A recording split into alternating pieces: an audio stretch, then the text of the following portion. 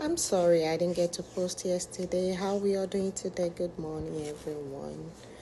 Good to have you all here again. So, based on my post yesterday, I spoke about marriage, though I gave one or two definitions, which is not all for marriage. Marriage is very long and it has a lot of details, which I can't give all right here. I'm just giving some ideas, not all that I know, but I'm giving some. Okay, so like I said in my post yesterday, that I'm going to be developing some points under marriage, how we can make a difference in our marriage. I mean a positive one, positive change. So this morning, I'm going to tell us, how do you think we can communicate without fighting? What do you think?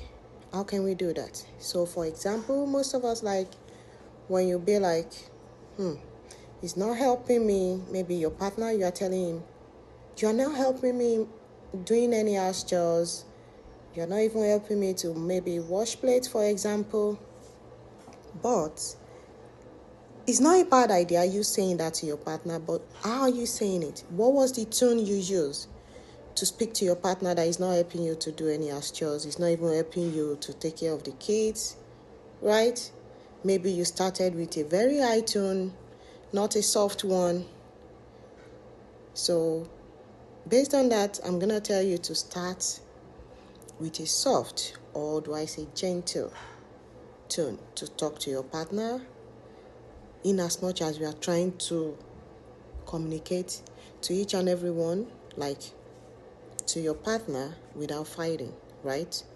So let's try in that aspect to be gentle in the way we talk. Because, most men, when you talk to them in a soft tone, they'll be like, whoa, is that what you want? And they'll just do it without anything in mind. They will do it with their free mind. But when you're like, can you just help me? I'm laughing, right? That doesn't really make sense. You want someone to help you, but you are not asking in a polite way, right? It might be your partner, but there are some ways we should talk to each other. Even when you do that, maybe in front of your kids, they'll be like, oh, Mom, what's going on, right? So kindly try your best to be gentle. Or do I say you should be soft when you speak to your partner, in as much as you want them to help you with one or two things at home. So the next thing I'm going to tell you is to be an active listener. Just try your best. I'm talking to myself in that aspect, because when someone is talking, let's say I and a friend, we are just chatting and we are discussing something, I'll just barging, I remember something I want to say at that moment and I don't want to forget, so I'll just talk. Instead of me waiting till that my friend ends whatever he or she is saying, I just talk. That's not good. And I'm working on that too, and that's why I'm using myself as an example for us this morning. So let's try and be an active listener. Listen.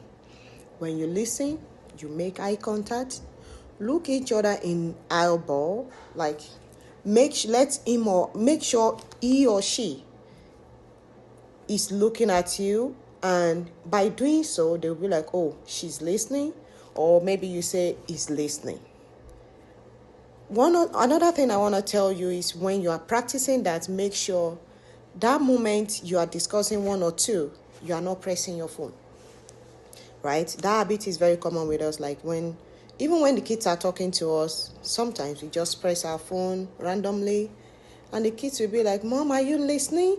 Mom, you're just pressing your phone. Right? That happens a lot.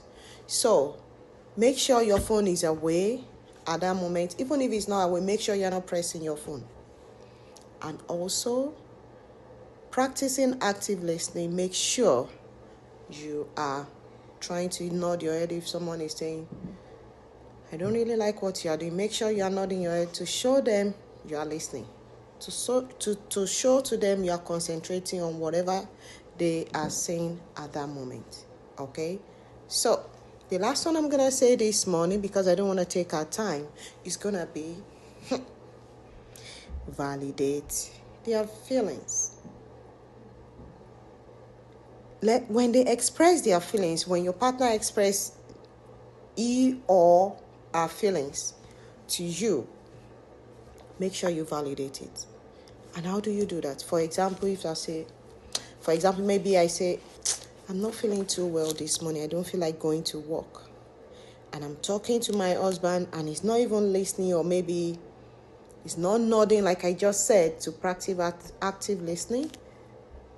And maybe he's just pressing his phone, or he's just doing one or two.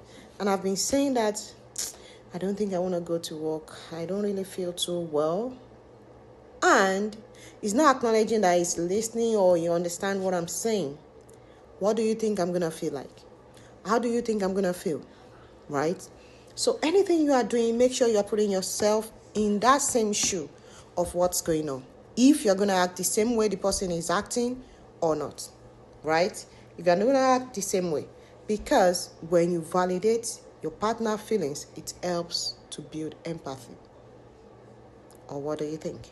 It makes your partner feel safe to open up. Because do you know we have some partners, or do I say some families that are married and they still, like, there are some things they cannot tell their husband. I know some people, they have some things they tell their friends, some things they tell to their besties. But if you are that partner that validates your partner's feelings, I'm very sure they are going to open up to you.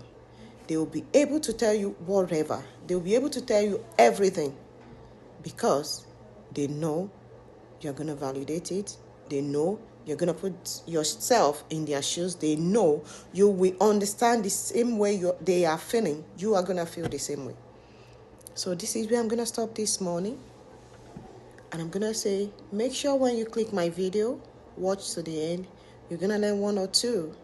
If you have one or two to tell me also, I don't mind in the comment section. And I'm going to see you again by God's grace. Have a wonderful day. Bye.